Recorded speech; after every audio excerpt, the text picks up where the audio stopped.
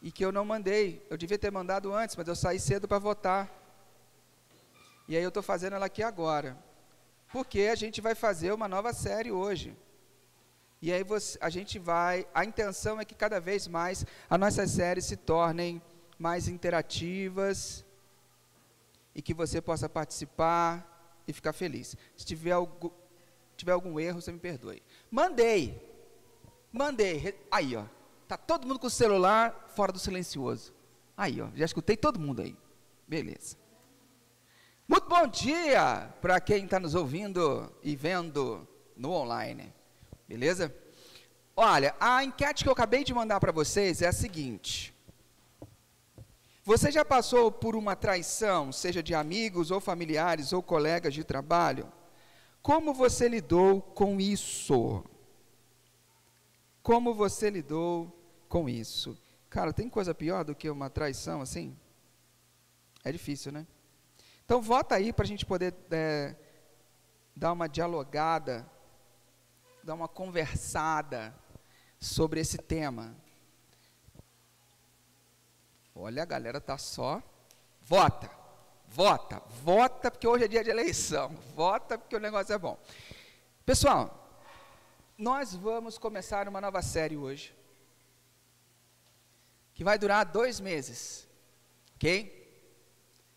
Durante os próximos 2 meses, nós vamos estudar sobre se a vida te der limões,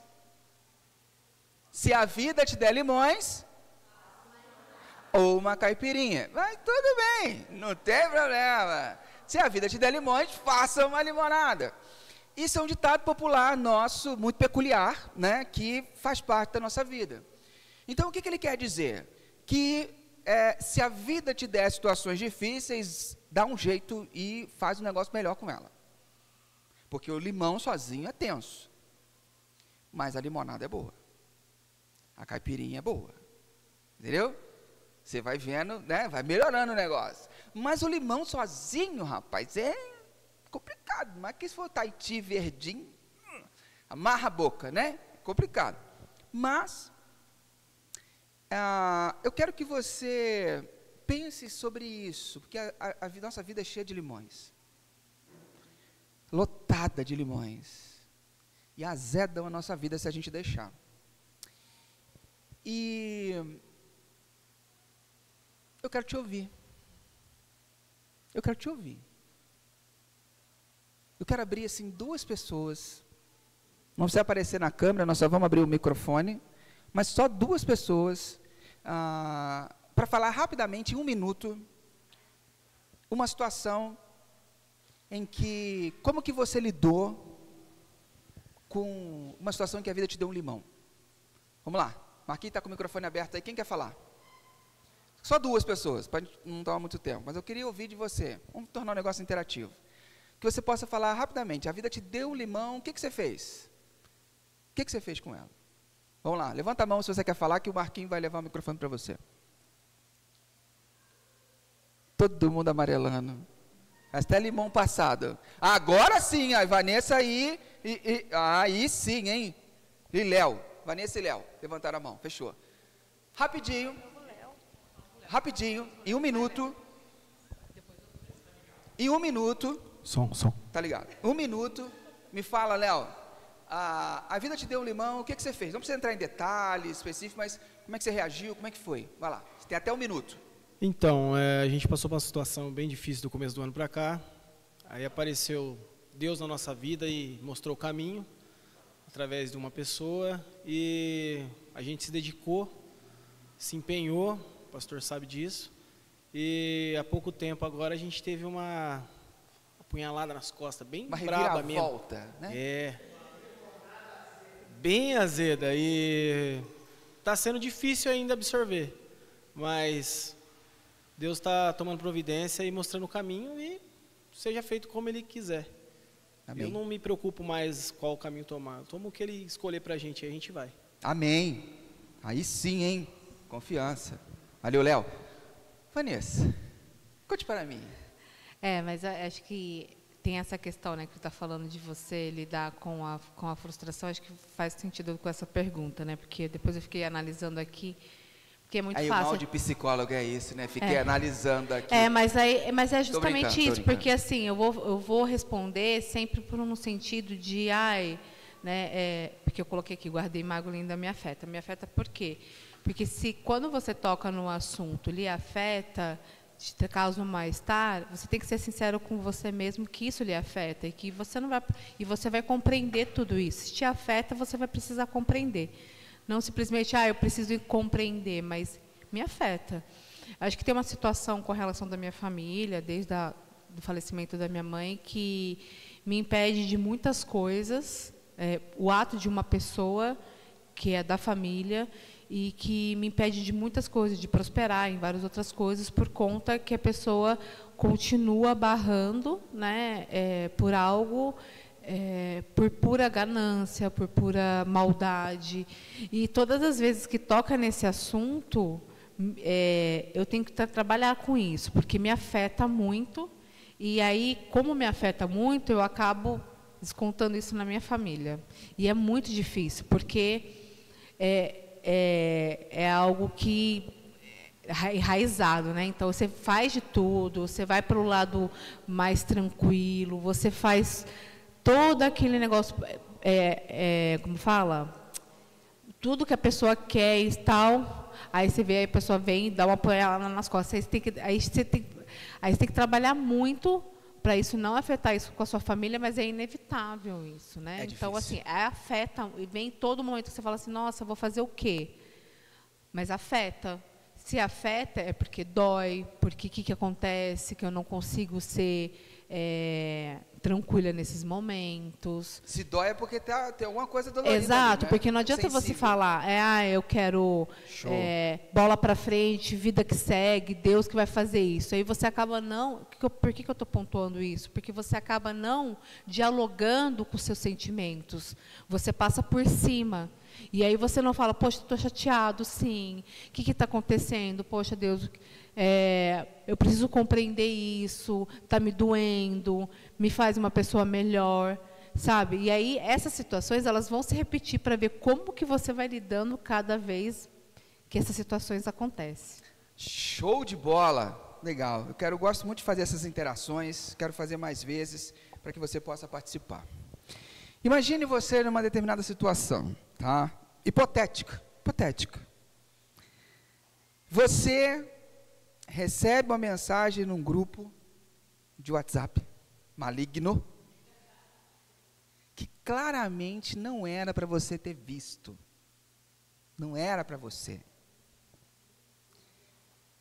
A pessoa era para mandar em outro grupo que você não está e mandou no grupo que você está. E algo revelador, que você não esperava que a pessoa pensasse isso de você. Uma crítica ou uma acusação. E imediatamente o sentimento de confiança daquelas pessoas vai para onde? Para o beleléu, vai para o ralo. Você fala, eu não esperava isso dessas pessoas. Né? Você vai se sentir traído, aquele grupo de colegas e amigos, a igreja, já não vai ser o mesmo, porque, cara, pelo amor, né? Mano, é uma situação extremamente desagradável, complicada. E a pergunta que eu faço é, como que você segue em frente depois disso? Né? Você já parou para pensar que a traição só dói porque ela vem de alguém que é muito próximo? Porque de alguém de longe, você não espera nada dessa pessoa, então não dói, porque você não é disso aí, mas só pode vir essas coisas mesmo. Mas de uma pessoa próxima de você, quando dói profundo, porque já dizia eu nem sei onde que eu aprendi isso, mas acho que foi no seminário, não sei, porque ele falava assim, a punhalada da traição dói mais porque a pessoa está tão perto que a facada vai mais fundo. Se é aquele corte, que só dá uns pontinhos e resolve, mas não, da traição a pessoa está do seu lado, vai bem no bucho. Aí complica, porque, então, quanto mais próximo é a pessoa, pior é o tipo de traição e a dor é muito maior. E aí, eu quero falar, para a gente poder discutir hoje, quando o limão é a traição. Se a vida te der limões, faça uma limonada. E quando o limão é uma traição? Vai fazer uma caipirinha? conversar um pouquinho sobre isso? Vamos tentar a gente... claro que eu não vou conseguir abarcar todos os casos, porque tem muita coisa na sua vida que eu não faço ideia, mas se você fizer um exercício comigo e tentar conectar os pontos, eu acredito que Deus vai falar profundamente ao teu coração. E aí eu quero falar com você sobre um personagem bíblico muito interessante, que é o chamado José. O texto de Gênesis, capítulo 50, versículo 20, conta a história, é o final, né? O final da história de um rapaz. Mas eu vou te contar por alto a história dele, depois você vai ler em casa essa semana o livro de Gênesis, a partir do capítulo, acho que 40, começa a falar dele, e você começa a ler para conhecer melhor ele, tá bom? E olha o que ele diz no momento, eu vou chegar no momento, mas olha, eu quero destacar essa frase de José. É verdade que vocês planejaram aquela maldade contra mim, mas Deus mudou o mal em bem para fazer o que hoje estamos vendo, isto é, salvar a vida de muita gente. Você já viu aquele filme que primeiro conta a cena final, e aí depois ele fala assim, tá, mas deixa eu te contar como é que isso aconteceu, aí ele volta para o começo da história? É isso que eu vou fazer. Isso aqui é o final da história. É o final da maturação de um caráter, do amadurecimento psicológico de uma pessoa, do amadurecimento da fé desse indivíduo, e no final de toda a história dele, ele diz isso, mas ele passou por poucas e boas antes de chegar até lá. José era filho de Jacó, conhecido na Bíblia como Israel. Jacó foi filho de Isaac, que era filho de Abraão. Abraão, Isaac, Jacó. Jacó teve 12 filhos, com 3, 4 mulheres distintas, porque tinha as concubinas e tinha as 3 oficiais. Teve 12 filhos. Daí o nome das 12 tribos de Israel, porque uma de cada filho. Ok? Cada filho virou um clã. Esse cara amava uma mulher, só que essa mulher era estéril. E ela não podia ter filhos. Então, ela falou o seguinte, em um determinado momento, tenha filho com a minha serva, com a minha empregada, que aí eu vou ter filhos também. Isso era comum na época, tá? Embora hoje seja absurdo, mas era comum. E aí o cara foi ter filhos, só que ele tinha mais de uma esposa. Porque ele casou, o sogro dele enganou, ele casou com 2 lá e teve que casar com 2. Isso é conversa para outra pregação. A outra era fértil. Tinha filha torta direito. E aí elas ficaram numa competição. Então, enquanto uma tinha um filho, ela dava a serva para ter outro filho. E assim ficava, até que a Lia parou de ter filho, a esposa amada dele começou a ter filho, e teve 2 filhos. José, e teve, como é que é o nome do outro? Benjamim? José e Benjamim. E aí, o que acontece? As famílias ficaram meio divididas, porque a Lia também começou a dar a empregada dela para poder ter filhos. Então, ao todo, eles ficaram com 12 filhos. Ok? Daí vem o nome as 12 tribos de Israel. Tá? Então, eles ficaram com 12 filhos. Só que esse menino, ele era paparicado. José, mano, era aquele filho preferido. Era o filho que a mamãe fazia guti-guti. Era o filho que a mamãe levava todinho lá na cama. Era o filho, assim, sabe, o amado da alma. Era o filho especial para esse pai. Eles fizeram, olha que maldade que eles fizeram. Todos os 11 filhos vestiam iguais. Esse menino tinha uma túnica diferente, toda colorida, estilosa, feito por um estilista de Canaã. Negócio top, ele era o diferentão. Ele era o diferentão. Ele era o filho preferido. Até que um dia os irmãos encheram o saco dele. Então, quer saber? Os irmãos, ele está indo para... Ele era fofoqueiro, ele ia para o campo pegar notícia dos irmãos para dar para o pai. Pai, não faça isso com seus filhos. Não faz ele virar um cagueta, não. Não faz isso, mas tudo bem. Aí ele foi, numa dessas que ele foi, os irmãos ficaram bravos da vida, que pegaram ele, fazendo curto, uma história longa, que depois você vai ler, venderam ele como escravo numa caravana que estava indo para o Egito. Pegaram as roupas dele, mancharam com o sangue de um animal, mostraram para o pai, o bicho comeu. O pai ficou desolado, depressivo, alucinado, não queria mais comer, não queria mais ver televisão, ele só queria ver Cidade Alerta, Jornal Nacional, para ver se tinha notícia do filho, ele só via Datena, ele só queria saber se tinha notícia, mas nada. O filho sumiu no mundo. Beleza? Tranquilo? O filho some no mundo, ele é vendido por uma caravana, nessa caravana ele é vendido lá no mercado de escravos, lá no Egito. Quando chega no Egito, ele é um magistrado da cidade, chamado Potifar, ele compra José, e José vai trabalhar na casa dele. Mas o moleque era tão terrível, que aonde ele botava o pé, Deus fazia ele prosperar, mano. Se o cara pegar, é igual as pessoas que eu conheço, se o cara pegasse uma cantina, transforma num restaurante. Entendeu? É assim que funciona. José, o que ele pegava para fazer, mano? Ele bombava. Deus estava com ele, por mais merda que ele fizesse, Deus estava com ele. E aí ele pegou emprego na casa desse Potifar, começou a trabalhar ali, fazendo jardinagem, fazendo as coisas. O cara via que tudo que esse menino fazia prosperava, porque o moleque era trabalhador, o moleque era firme, ele fazia acontecer, era mimado, mas fazia acontecer, e ele prosperava. Quando o Potifar viu aquilo, falou assim, cara, esse moleque é bom demais. Vou colocar ele para administrar minha casa inteira. E começou a administrar a propriedade do cara inteiro, e tudo bombou, prosperou. Agora você pensa, o moleque está lá, trabalhando, negócio bombando. O Potifar não tinha que se preocupar com mais nada, só preocupava com a esposa. Não tinha nada para fazer. De boa. Tudo estava comandado, estava tudo dominado. Um belo dia, a esposa de Potifar sai na varanda e vê José, sem camisa, abdômen trincado, silhueta em V. Ah, moleque, a mulher do cara fala assim,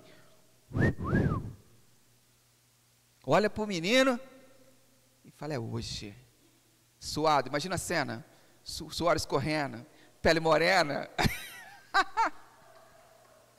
a mulherada, a cabeça da mulherada vai a mil. Já até imagina o cara assim se levantando, com o abdômen torcido, né? Só os gominhos, suado, e pá! A cabeça da mulher é terrível, cara. A mulher já está pensando dar na frente, né? Enquanto nós estamos pensando em que tipo de bermuda o cara está vestindo, a mulher já está pensando em outras coisas, cara. A cabeça da mulher é terrível. E aí, a mulher começa a ficar bolada, fixa no cara e começa a perseguir ele. Ele não dá ideia para a mulher, foge de tudo quanto é jeito, até que o dia ela arma uma cilada para ele, dentro de casa, e ele tem que se desvencilhar, ele sai, deixa a roupa e vai embora, vazado. A mulher arruma uma treta, pega a roupa dele, fala para o Senhor que ele tentou abusar dela. Mulher rejeitada é fogo, né? Complicado, vingativa, danada. E aí o cara vai preso, mano. O cara vai preso. Foi abandonado pelos irmãos, vendido como escravo, agora está preso na cadeia no Egito. Quer B.O. pior? Tem B.O. pior. Chega na cadeia, o que o moleque vai fazer?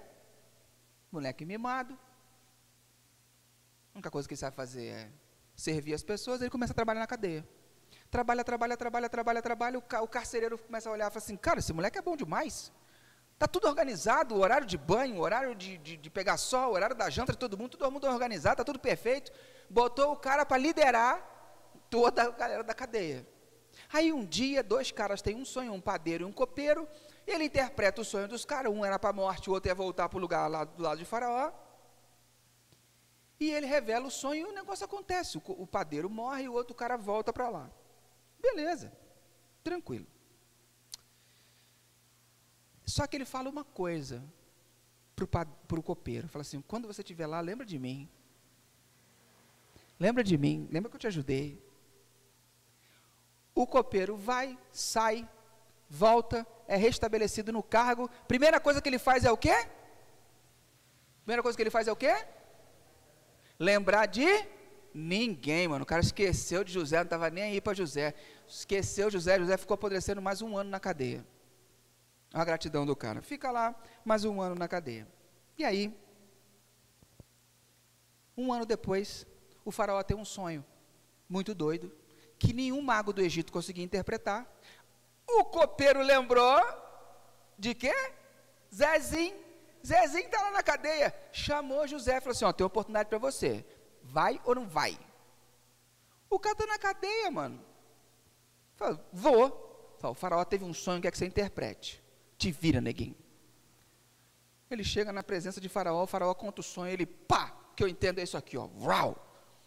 O faraó fica bolado com o cara, acredita em José, põe um anel no dedo de José e coloca ele como o segundo em comando no Egito. Fala assim, ó, você precisa fazer tudo o que for necessário para que a gente não passe o mal que o meu sonho está advertindo. O moleque da cadeia passa a ser o segundo em comando no Egito inteiro, porque havia uma fome devastadora naquela região, e quem não tivesse provisão ia passar dificuldade. Ele segura a onda, faz silo, faz armazenamento, a colheita, 7 anos inteiros, 7 anos, fora o tempo da cadeia, fora o tempo na casa de Potifar, 7 anos inteiro, ele recolhe grão, faz silo, arruma tudo para esperar os 7 anos de seca que ia chegar. Quando começa o tempo de seca, todo mundo tem que vir no Egito buscar grãos, porque só o Egito tinha, porque José tinha interpretado o sonho, o moleque tinha a manha da logística, ele faz o planejamento, e o Egito se salva. E aí, acontece algo extraordinário, porque a seca se estendeu lá em Canaã, onde os irmãos e o pai dele viviam. E esses caras têm que descer de Canaã até o Egito para pegar grão, porque não tinha lugar nenhum no mundo, só no Egito. Eles têm que descer. Quando eles chegam lá, eles vão tratar com quem? Quem é o manda-chuva agora? José. Só que eles não reconhecem José. Passaram muitos anos, estava barbudo, igual Laerte assim, barba feita, tal. Já passou muito tempo, os caras não lembram dele, certo?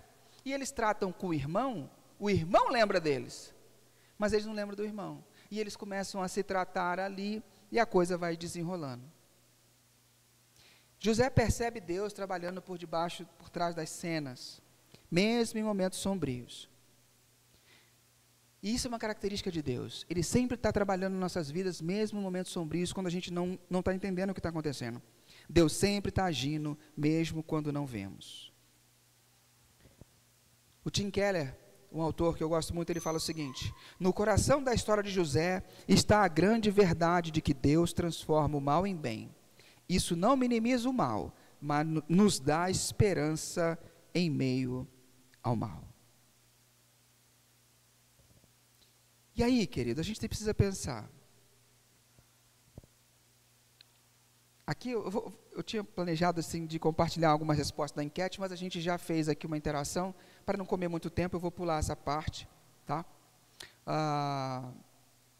Porque mesmo quando a gente não percebe imediatamente, Deus usa o que é amargo para um propósito maior na nossa vida. E transforma o azedo em doce.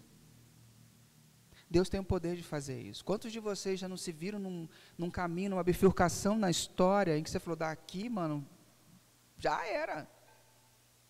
E hoje você olha para aquele momento lá atrás e fala assim, cara, como é que Deus aprontou uma saída? Como é que eu estou aqui sentado hoje? Como é que eu estou aqui sentado hoje? Não é linear o negócio. Deus aponta umas bifurcações nessa nossa vida por causa de traições que passamos. E José sofreu uma traição de todos os irmãos, o abandono, né? Foi muito grave. Mas eu quero levantar algumas questões aqui sobre como que a gente pode superar a traição, né? Eu quero começar a falar um pouco sobre isso, para a gente poder meditar. A primeira coisa que a gente tem que fazer é aceitar que a traição é parte da condição humana. Traição é parte da condição humana. Nós somos seres ruins. E que se a gente deixar e ficar desconfiado, a gente faz as piores coisas possíveis com pessoas próximas de nós. Você quer ver? Se você já caminhou perto de alguém que passou por um divórcio, você sabe do que eu estou falando. Você passa anos com a pessoa, no divórcio você conhece ela. Eu sei, eu já passei por isso. É ali, no momento mais terrível, você conhece, a pessoa põe o que é pior para fora. E você também põe o seu pior para fora. Porque nós não somos santinhos, não. Nós somos terríveis. Então, aceitar que a traição é parte da condição humana faz parte do processo de superar a traição. Porque a traição faz parte da realidade humana desde o Éden.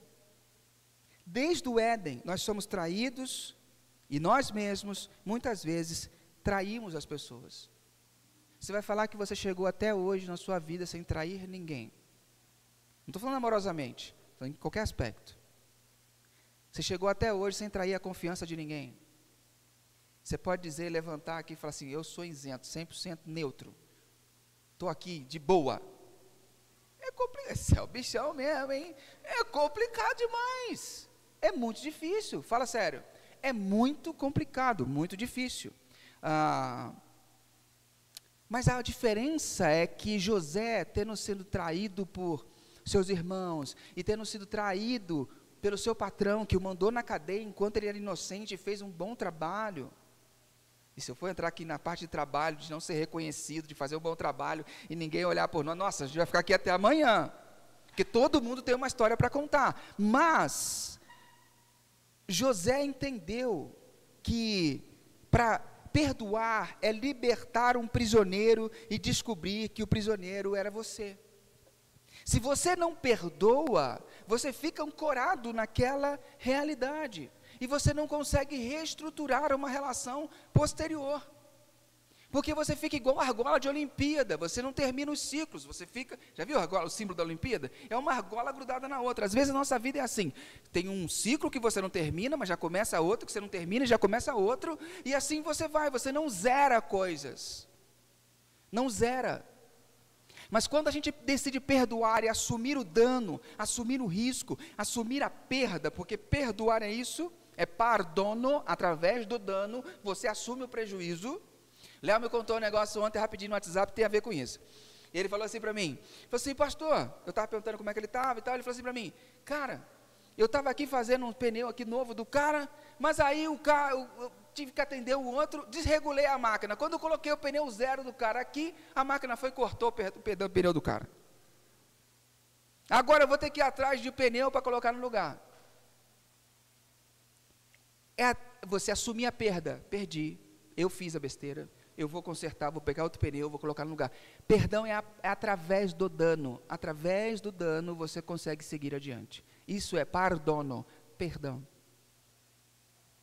Nem sempre você vai conseguir reparar, comprar um outro pneu.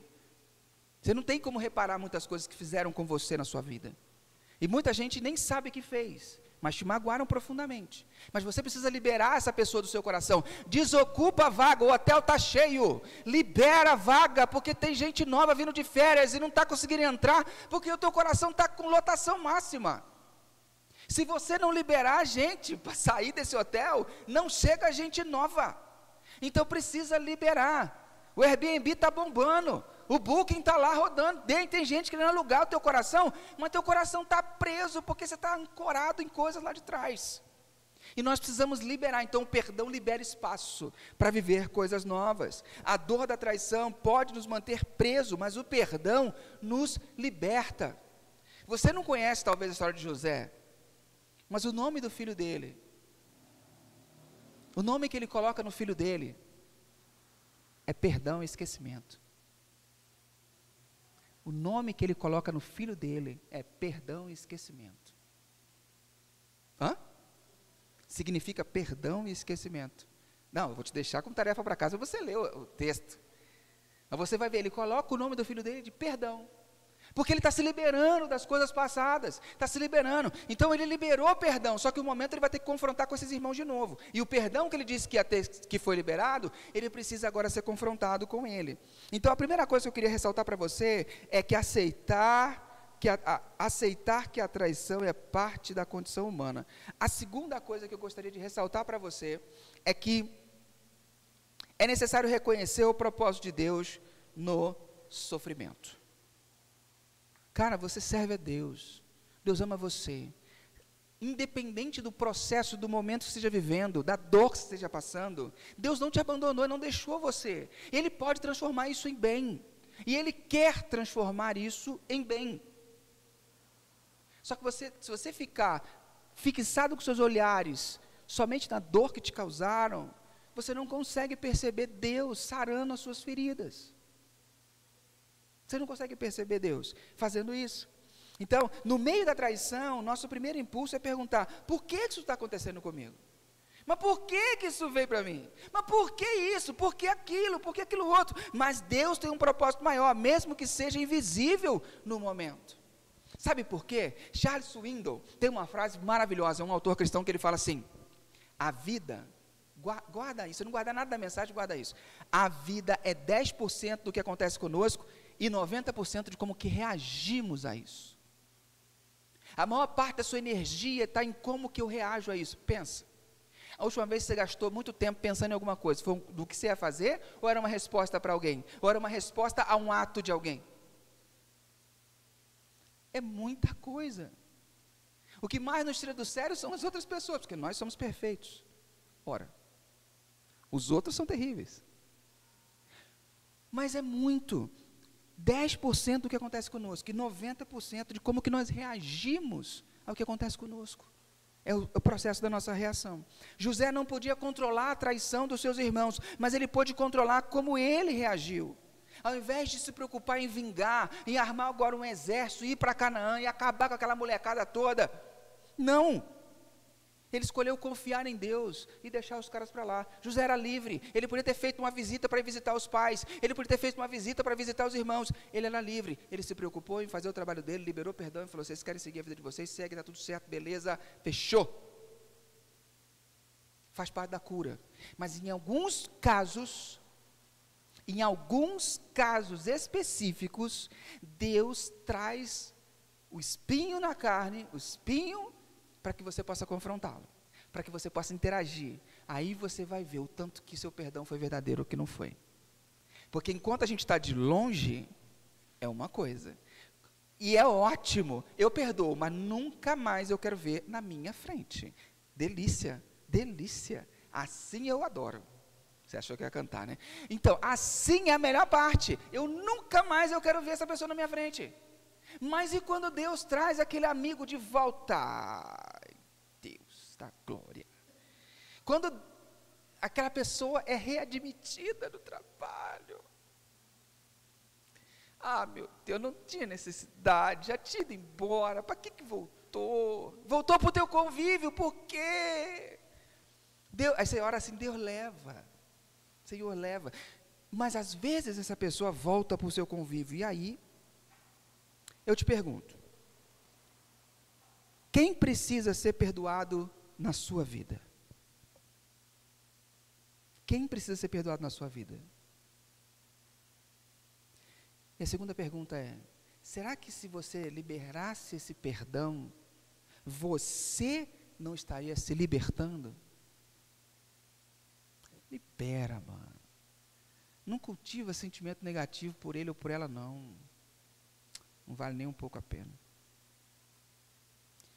Deixa eu te dar duas ilustrações interessantes. Você já ouviu falar de Nelson Mandela?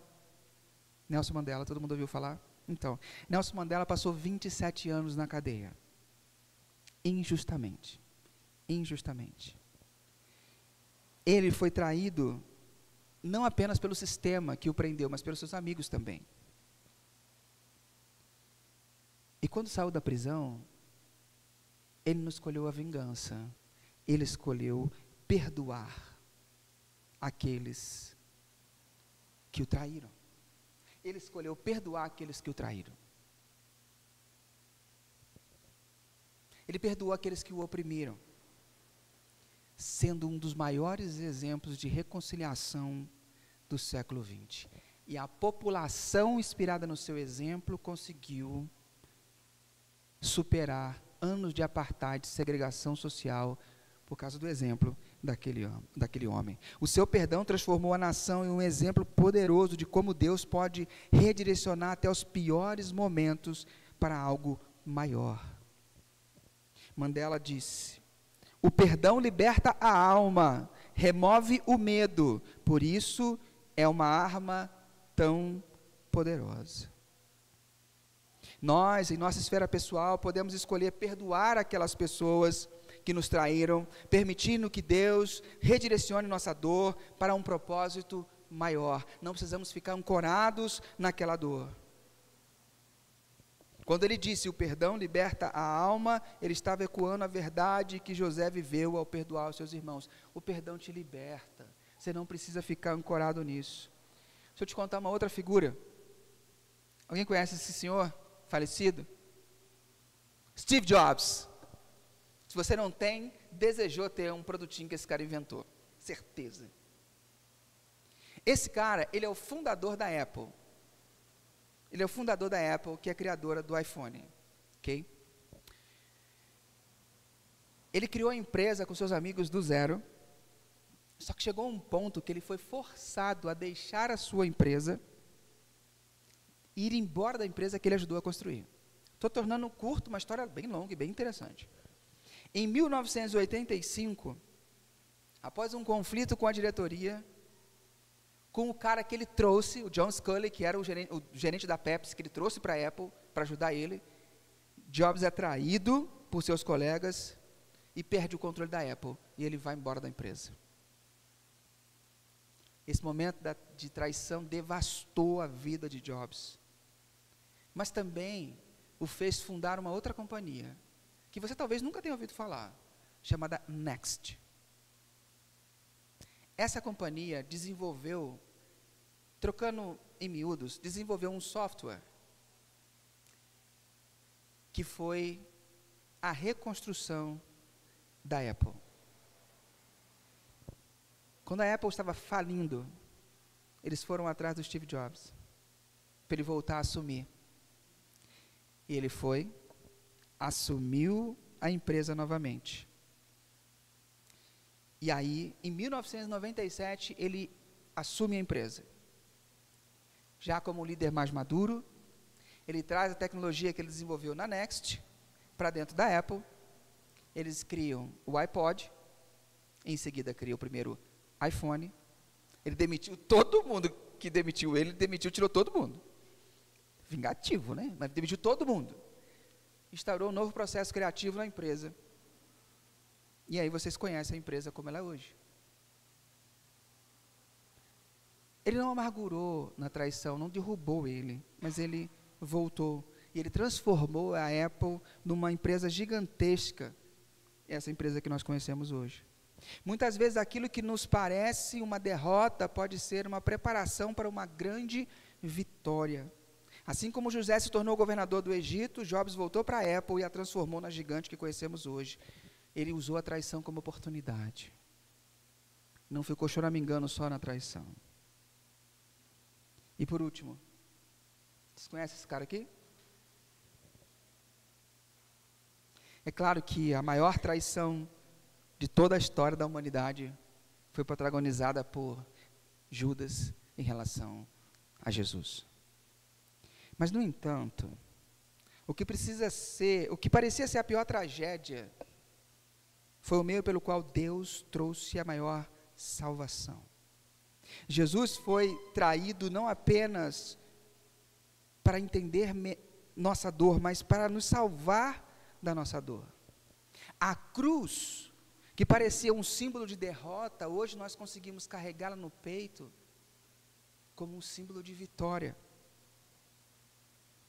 Então, por isso eu digo para você, culminando no maior exemplo de todos, se você hoje está preso na dor de uma traição, se a vida te entregou o limão da traição, entregue essa dor a Cristo, porque não há ninguém que sabe fazer melhor do que Ele.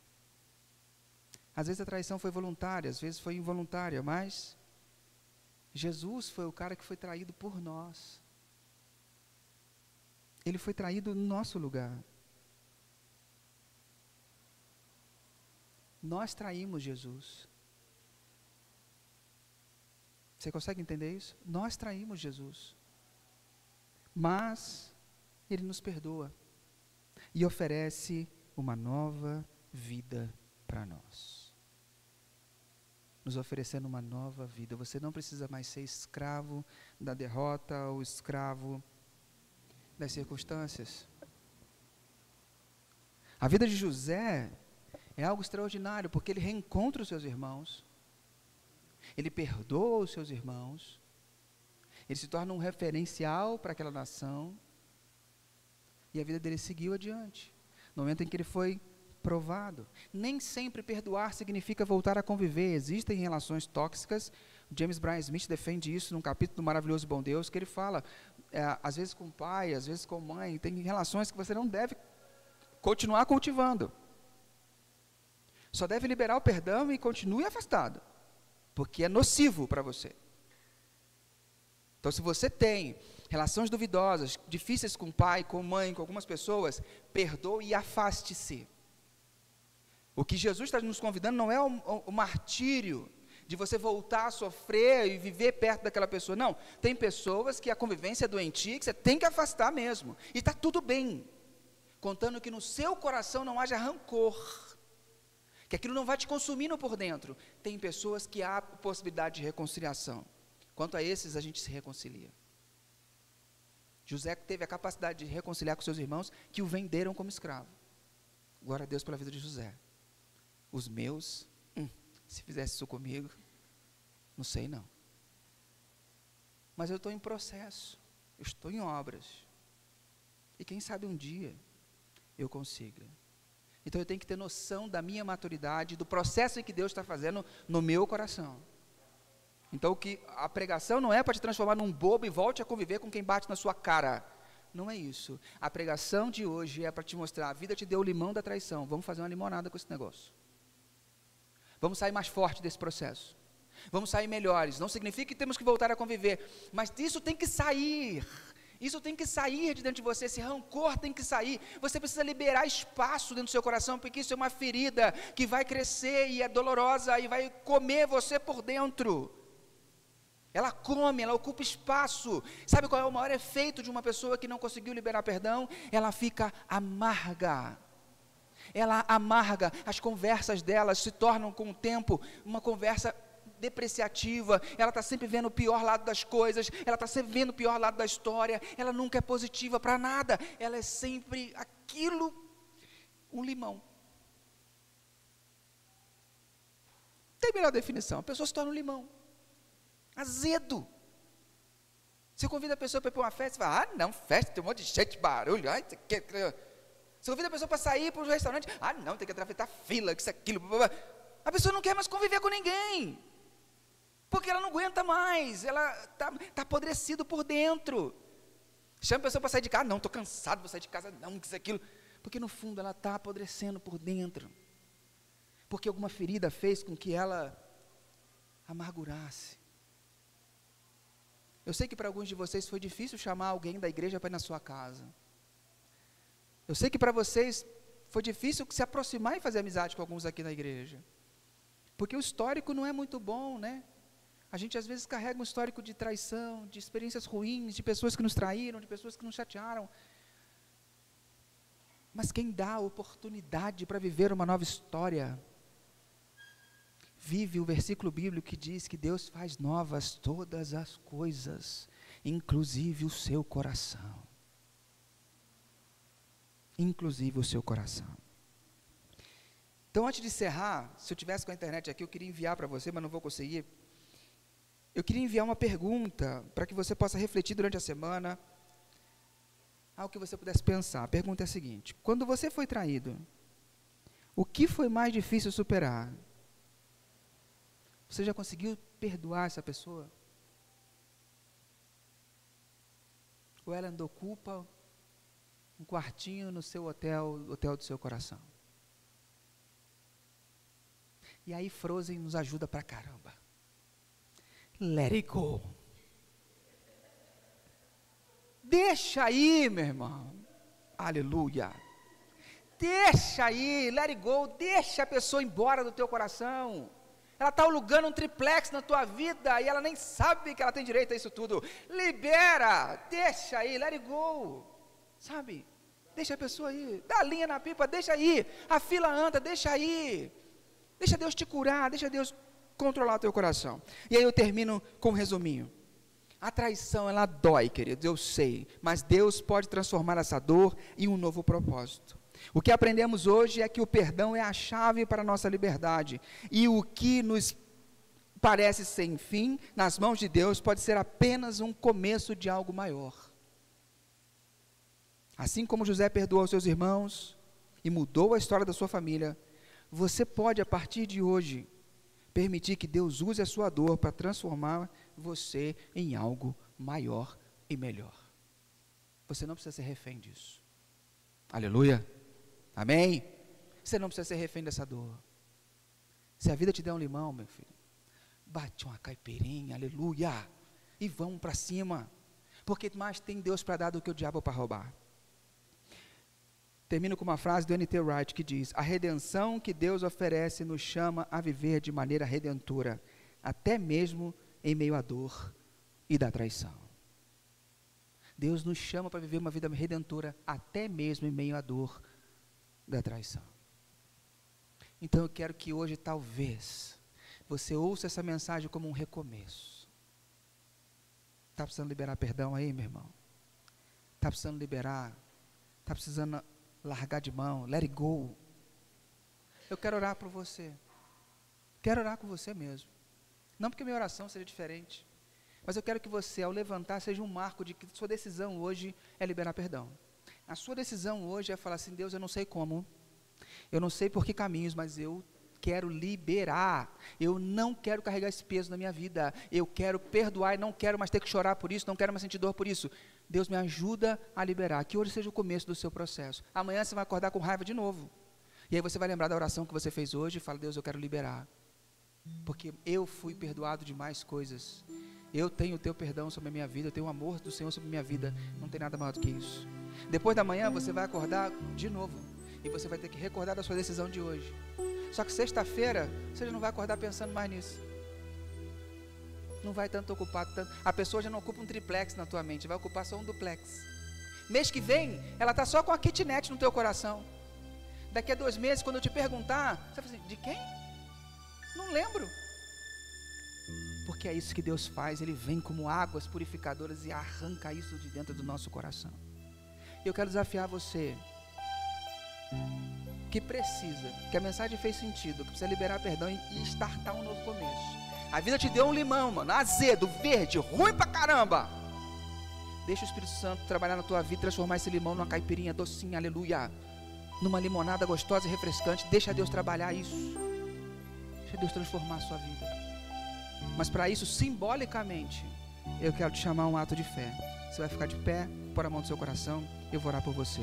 É o começo de um processo. É o começo de um processo. Põe a mão no seu coração. Creia, querido, é o começo de um processo. Deus não te traria aqui se Ele não quisesse tratar isso no teu coração.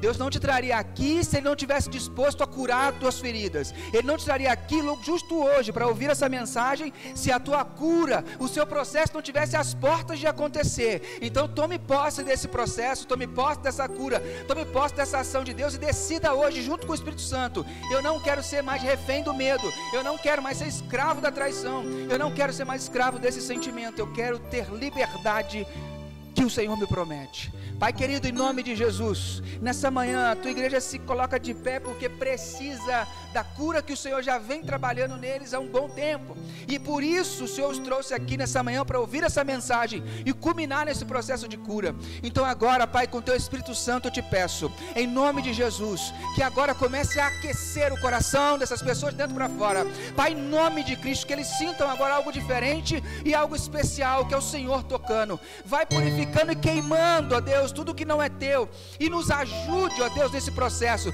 Nós queremos entregar, Pai, na tua fogueira santa, para ser queimado essa dor, essa traição, essa angústia, esses sentimentos que nos mantêm cativos. Nós queremos entregar a você. Toma, Deus, agora, pega nas tuas mãos, ó Deus, não deixa a gente pegar de volta, não deixa a gente sentir isso de novo, Pai, em nome de Jesus, nós queremos entregar nas tuas mãos e pedimos ao teu Espírito Santo que venha, Pai, arar a terra do nosso coração, sarar os buracos do nosso coração, sarar as nossas feridas, em nome de Jesus. Que o teu Espírito Santo, ó Deus, venha, Pai, como um bálsamo, como aquela água gelada num dia de extremo calor, que nos refresque por dentro, ó Deus, em nome de Jesus, que nos dê leveza, sabendo que podemos dividir nosso fardo contigo, e que o Senhor pegue e transforma a nossa história, e vai levar essa traição, esse apego, essa dor, e jogar para longe, para que nós nunca nunca mais possamos visitá-los. Em nome de Jesus, eu peço a Deus que a cura aconteça no coração da tua igreja, em nome de Jesus. Amém. Graças a Deus. Eu quero convidar vocês todos a ficarem de pé, para nós orarmos, recebendo a bênção. Estenda suas mãos como quem não tem nada para dar, mas muito a receber. E ao final, num gesto apenas simbólico, traga suas mãos ao teu coração, internalizando tudo aquilo que Deus falou com você nessa manhã. Querida igreja reunida aqui em Valinhos e virtualmente, que o Eterno abençoe e guarde você. Que o Eterno sorria para você e presenteie você. Que o Eterno olhe para você bem nos olhos e te faça prosperar.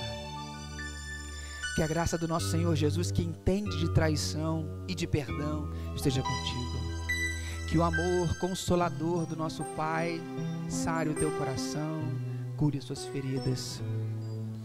E que a consolação do Espírito Santo, aquele que fecha, dá pontos e cura, esteja contigo, te abençoando, te guardando, não só hoje, mas todos os dias, em nome de Jesus.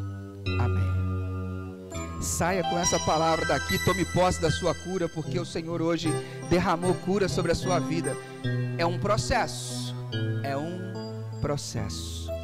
Antes de sair, cumprimente quem está perto de você, deseje uma ótima semana e lembre-se sempre que sozinho você pode até mais rápido, mas acompanhados nós vamos bem mais longe.